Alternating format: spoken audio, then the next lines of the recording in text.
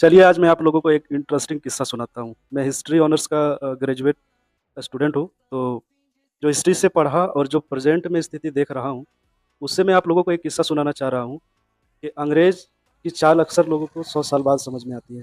ये बात तो आप लोगों ने सुनी ही होगी। अब अंग्रेज़ कहने से मतलब सिर्फ़ इंग्लैंड या अमेरिका नहीं है। अंग्रेज़ कहने से उससे भी ज़्यादा खराब इज़राइल है। इनके भी चालें 100 साल बाद लोगों को समझ में आती है। अब देखिए, इन्होंने क्या किया, इनके जो पहले के जो टारगेट होते हैं, मकसद जो होता है, सबसे पहले किसी भी देश को कमज़ोर करने के लिए ये क्या करते हैं कि उस देश में गृह युद्ध करवाते हैं। अब इसके लिए क्या चाहिए? 2 गुट में नफ़रत चाहिए। 2 गुटों के बीच नफ़रत कब मुमकिन है? जब 2 गुट का किसी न किसी तरीके से उसमें भेदभाव हो। उदाहरण के तौर पर जैसे जाति का भेदभाव, मज़हब का भेदभाव या फिर पॉलिटिकल विचारधारा का भेदभाव।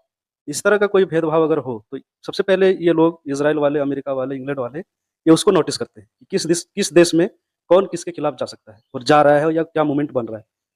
फिर एक को सपोर्ट करता है ये लोग, उसको फंडिंग करेगा, उसको पैसा देगा, उसको हथियार देगा और कहेगा दूसरे को मारो। और जब वो जिसको फंडिंग दिया गया है, वो संगठन, इसको कोई मैटर नहीं कर रहा है, वो संगठन मुसलमान का हो या हिंदू का हो या अदर कम्युनिटीज़ का हो, इसको कोई मैटर नहीं है उससे। सिर्फ़ एक संगठन को दिया जाएगा हथियार और पैसे और कहा जाएगा दूसरे को मारो, ये तुम्हारा दुश्मन है उसको मारो। और जब वो लोग दूसरे संगठन को कमज़ोर कर देंगे मार के, तब रोल आएगा इसका। तब ये दिखाएँगे दुनिया को कि देखो ये लोग इसे मार रहा है, ये लोग बुरे लोग हैं और उसको आतंकवादी के लिस्ट में उस संगठन को आतंकवादी करार दे करके और अब ये लोग खुद डायरेक्ट उसको मारेंगे, उस संगठन वाले को मारेंगे।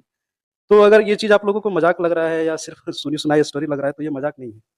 आप देखिए इराक में क्या हुआ।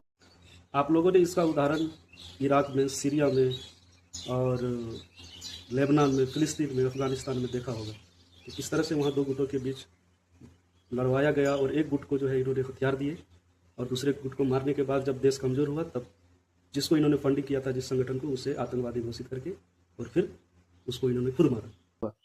भले ही वो मुस्लिम कंट्री हो, लेकिन 2 गुटों के बीच वहाँ पर भेदभाव किया गया।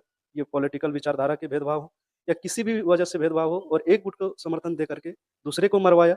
जब दूसरा कमज़ोर हुआ तो पहला गुट तो हो गया दोषी दान, वो तो मार रहा है दूसरे को, तो पूरे दुनिया को दिखाएगा कि देखो ये भाई कैसे मज़लूमों को मार रहा है। किसको? जिसको इन्होंने फंडिंग किया हुआ है। अब उसे दिखाएगा कि ये दुनिया का दुश्मन है।